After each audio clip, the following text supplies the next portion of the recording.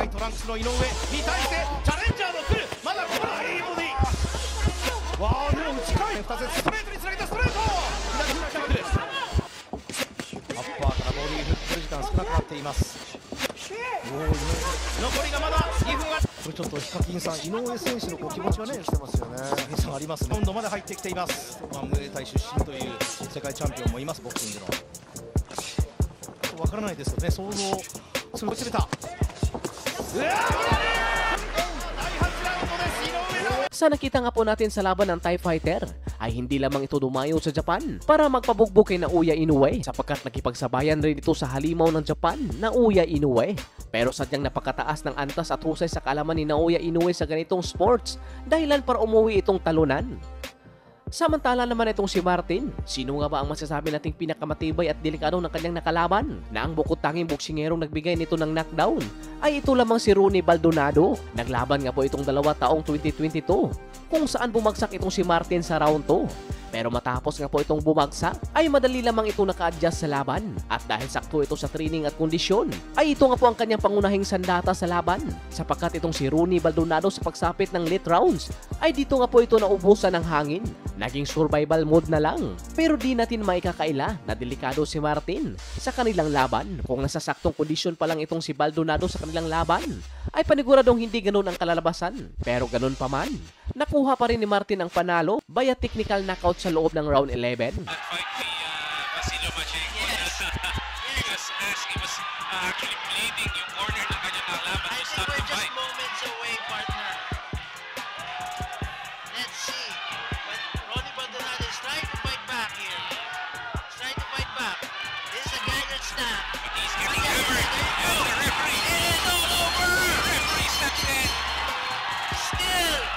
Taong 2023, dito naman nakalaban ni Martin na isang veteranong Thai fighter na si Saiwat Bokratok, isang malaki at talagang palaban na fighter. Sa laban ng dalawa ay parang nangliit tingnan itong si Martin dahil sa laki at maskuladong pangangatawan nitong dayong TIE Fighter. Di rin natin maikakaila na may lakas rin ang kanyang kamao. Pero bilib nga po tayo sa ating pambato dahil kinakaya lamang nito ang patama ng dayong kalaban. Ito nga po natin nakita na talagang sumasabay itong si Martin. Hindi nito ginagamit ang galawang hit and run. Talagang bugbugan. Dahilan para makuha nito ang panalo via 6-round knockout.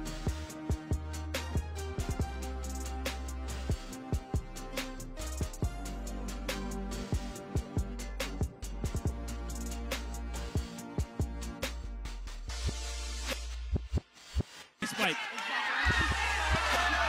Oh, he's sensing something.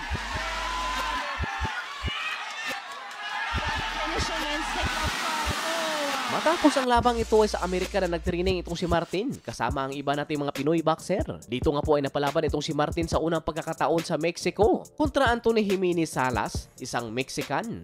Ang laban ng dalawa ay 10-rounder sa Super Bantam. Dito nga po nagpamalas ng kakaibang lakas itong ating pambato kung saan nakuha nga po nito ang panalo sa loob lamang ng round 2 via knockout.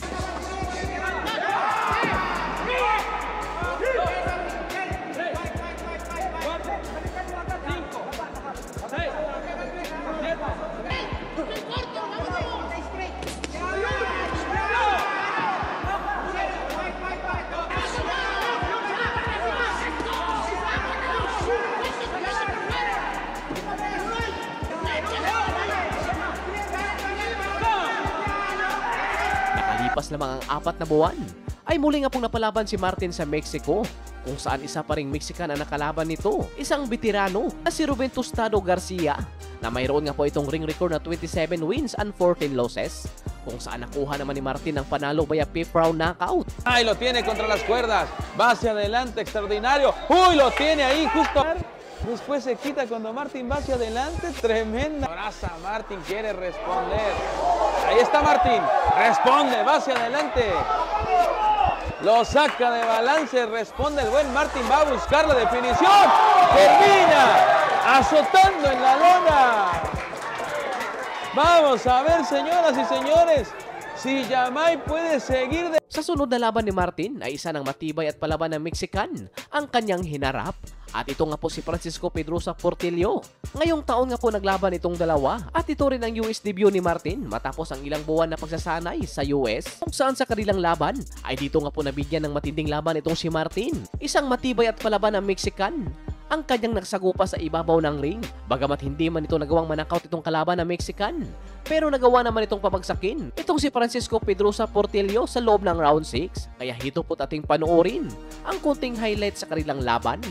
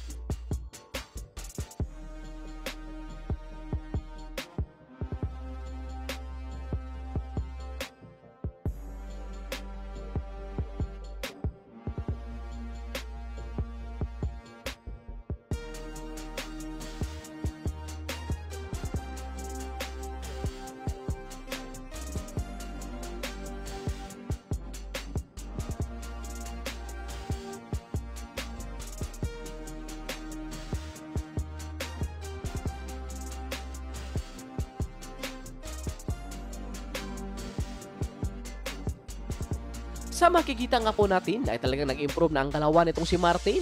Hindi na ito basta-basta sugod lang ng sugod. Talagang pinag-aralan nito ang galawan ng kalaban. Kung sa stamina ay wala ng problema itong si Martin. Sa lakas ng suntok ay nandun na rin. Sa kanyang footwork naman ay magalaw naman ito. Pero ang sabi nga po ng iba ay gusto nilang makitang mapalaban itong si Martin sa isang lehitimong fighter sa 122 pounds. Yung gaya daw ni Luis Neri na mayroong lakas. Dahil ito talaga ang gustong makita ng mga Pinoy boxing fans. Pero bago pa man ito mangyari, ay abangan muna natin ang laban ni Martin versus Aran Dipain. Bagamat natalo ito kay Naoya Inoue, pero matindi rin ang knockout rating nito mga kabusing. Mas mataas pa ito kay Martin, na mayroon nga po itong knockout rating na 85.71%. Samantala si Martin ay 76.92% lamang. Kaya abang-abang na lang tayo mga kabusing. October 29 sa Araneta Coliseum, Barangay Cubao, Quezon City.